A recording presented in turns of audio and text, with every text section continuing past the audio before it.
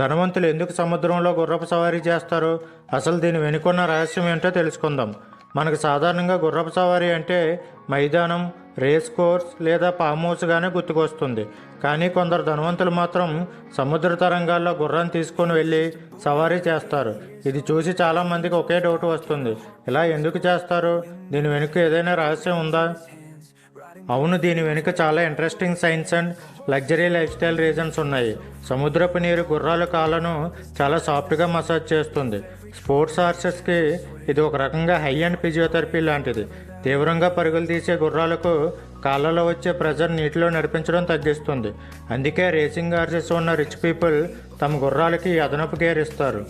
ఇతరులా కాకుండా నేను వేరేలా జీవిస్తా అని చెప్పడానికి రిచ్ పీపుల్ ఇలా ప్రత్యేకమైన హాబీలను ఫాలో అవుతారు. Swimming pool, golf, at riding ఇవన్నీ లగ్జరీ సింబల్స్. అలాగే హార్స్ స్విమ్మింగ్ లేదా బీచ్ హార్స్ రైడింగ్ కూడా ఒక స్టేటస్ సింబల్.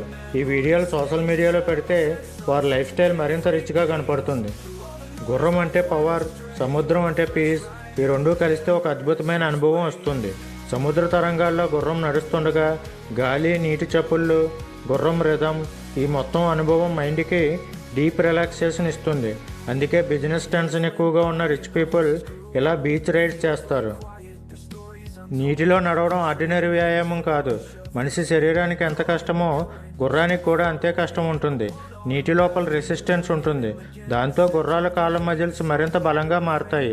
అందుకే రేసు గుర్రాలకు ఇది ఒక ప్రీమియం వర్కౌట్. ఈ వీడియో మీకు నచ్చినట్లయితే లైక్ చేయండి, షేర్ చేయండి మరియు మా ఛానల్ సబ్స్క్రైబ్ చేయడం మర్చిపోకండి. జై హింద్.